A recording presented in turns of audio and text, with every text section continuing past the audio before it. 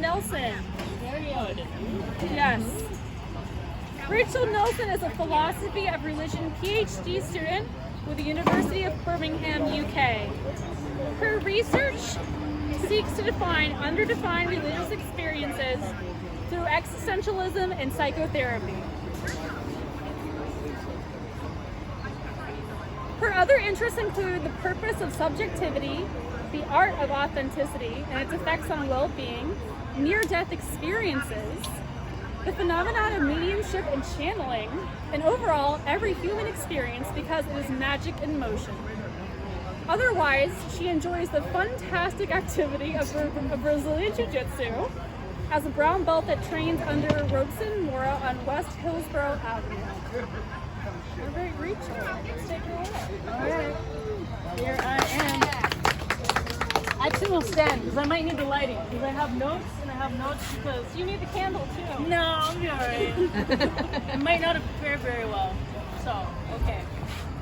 I want to spend like a little bit of time defining fear and a whole lot more time talking about fear as a tool to help you take a sort of self-inventory to live as a more genuine person. So, going right to the definition, I'm going to take you to Nietzsche. Nietzsche is one of the two forefathers of existentialism. And it's that way because he was one of the first to start talking about fear and anxiety and death in sort of a psychological way and what it does to you subjectively. So he says that fear is an emotion that comes up when you're trying to self-preserve. So in essence, like it's synonymous with death. Every time you feel a sense of fear, it's connected to the end point of you're not going to self-preserve. Death is staring you in the face. So, synonym, fear, death. Moving on. Now, I want to talk to you about this guy. He's a Dutchman named Soren Kierkegaard. Kierkegaard has this story about a man who's standing over a cliff, a very tall cliff, and he's looking down. And as he's looking down, this wave of fear comes over him. And he feels fear because he realizes he might accidentally trip and plummet to his death. Now pause right there, because this sense of fear, death facing you, and like breathing on you because it's so close. For the existentialists, this is big repercussions. What it does when death is that close, either for you or someone close to you, is it gives you a sense of how personal death is for you. Everyone has a unique death that you cannot pawn off on somebody else.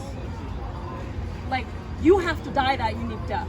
And everyone else has a unique death that's just for them. And then in that same breath that you realize that you have a unique death, you realize that you have a unique life. There's things that are meaningful and valuable to you that no one else gives a shit about living out. Like, that's your shit. And they're not concerned about that because they're worried about their shit. So death is personal and life is personal. And you become responsible for your death and your life. All in that moment, sadly, when death is right here. It doesn't work the same when you just look at the graveyard. It's always when a very like forceful, uninvited moment happens. So, back to this cliff. The man on the cliff. He's continuing to look over. Next, he's hit by a wave of anxiety. So Kierkegaard, he calls anxiety unfocused fear. What's he unfocused about? Well, when he's looking over this cliff, he realizes not only might he accidentally trip and fall to his death, but he could impulsively choose to jump off the cliff and die. And it hits him that he has all this choice available to him. And these choices are powerful. They create experiences that you get to live. And he's got so many choices and so many possibilities that could play out, he becomes dizzy with possibilities. Kierkegaard calls this dizzying possibilities. So when death is so close, these two things, these two like revelations arise about you and your life. Death is personal. You got your own stuff to live. No one's doing it for you. But second of all, you have this power called choice, and it takes you places. So choose well. Now, when these two things combine, this really weird clarification thing happens. It's a big clarifier. And it's a clarifier because it asks you to sort of take an inventory about the way you've been living and what you've been doing with your choices. And often we don't even know what's meaningful and valuable to us because we spend so much time looking at the world around us, and we get all tangled up in what is meaningful and valuable to society, to your family, to your friends. You have perceptions about what you think is meaningful and valuable in the world around you. And often you take your choices and you modify yourself. You end up hiding yourself through your own choices in order to fit into somebody else's meaning and value. So when this happens, because death is personal, you turn inward, maybe for the first time in a really long time or ever. And when you turn inward, you start toning out all the buzz outside of you. Stop calculating what your choices should be based on how you'll be accepted, how you're gonna fit in. And then you can begin to address how you might need to adjust the choices that you make to suit what's actually meaningful and valuable to you, to live a more genuine life. And those things, whatever those things are, it's going to be different for everybody, because everybody is like absolutely unique. I like to think that we're doomed to difference, because everyone is so unique. So, moving on. Those things could be maybe you want to hold the hand of a loved one longer because you realize that's more meaningful and valuable than staying at work late. Maybe you've decided you don't care if everybody calls you a dipshit. And people have told you that you're dumb or your ideas are dumb your whole life. You're toning it out and you're going to do the thing that you just want to do. Or maybe you decided that idea was very dipshit-ish after all, and you're not going to do that. There's other meaning and value that you realize that's come to the surface of your mind. So, anyways, before I knew anything that I just said to you about Kierkegaard and Nietzsche and all that stuff, I was in the military. And I deployed 5 times, and I got to go to Afghanistan twice. And so on one of those times, the last time I went, little story for you. I was hanging out with my friend who was the medic that was attached to us. Her name was Doc Jeffries, and it was my day off. So I was hanging out in her like medical facility where she like checks people out and where she sees people and whatnot.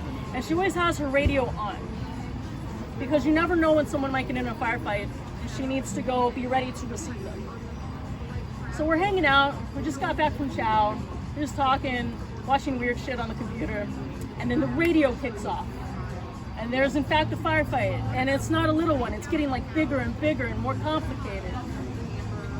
Someone's been shot, it's one of our guys. So she looks at me and she says, hey, do you want to come with me to go receive one of our guys? And I was like, yep, what else are we doing, you know? So we get in the car, we take off, we make it to the hospital. And when we get there, we arrive too late. What we saw was our teammate with his chest cracked open. And the surgeons had their hands on his heart and they were massaging it. And he died within a minute of that. And then you see the surgeons take off their gloves, throw them on the ground and walk out the mat because they couldn't save this guy's life. And Doc Jeffries looks at me and she's like, are you okay? Do you know what's happening right now? And I'm like, yeah. And I was staring at his body and then looking towards the ceiling almost, thinking like, he was in that body and now he's like somewhere out there. It's like I was looking for him, but I was never gonna find him. But I just felt like he's like floating up there somewhere, whatever energy he is. And then I went back to my tent that night. It's like, man, you live and you die. And it's not the first time that somebody has died on any of these deployments, so that I felt like death is right around the corner. But for some reason, it was just really different. And then 5 days later, I was taking my team out and we were on a foot patrol. And we got into a really bad ambush. There was a mud wall that was to our backs and we had stopped to try and fix the radio because we lost contact with the helicopters that were following us. They tell us what was ahead as we were walking along. And as we're sitting and the radio guy is trying to figure out what's happening, gunshots take off right in front of us, like 30 meters away. You can see who's shooting at you. And it wasn't like 1 or 2 or 3 people, it was like 20. And it's not good. We don't have anywhere to go. So our team was pretty mad because somebody died 5 days ago. And we're sitting there and we're shooting back and I'm thinking like, we have to stay here and we have to keep fighting because we can't just retreat. Like they just killed somebody 5 days ago. So as we're shooting and as we're fighting, this strange thing happens, right? So when I was in this firefight, I remember just staring down the barrel and thinking, this is so weird. Like, the trees are still being trees. The birds are still being birds. The sun is still being the sun. Everything's doing normal things. And here we are in this conflict and someone's gonna die. And I said to myself, this is a choice. Strangest thing to think of. Never thought of that one before. But this is a choice. This moment is a choice, and you don't actually have to do this. So we continue fighting, and about 5 minutes later, I'm like, shit, someone is going to die. Like, they are not stopping with this firepower. They are not, like, slowing down in the way they are attacking us. So I decided to pull us out.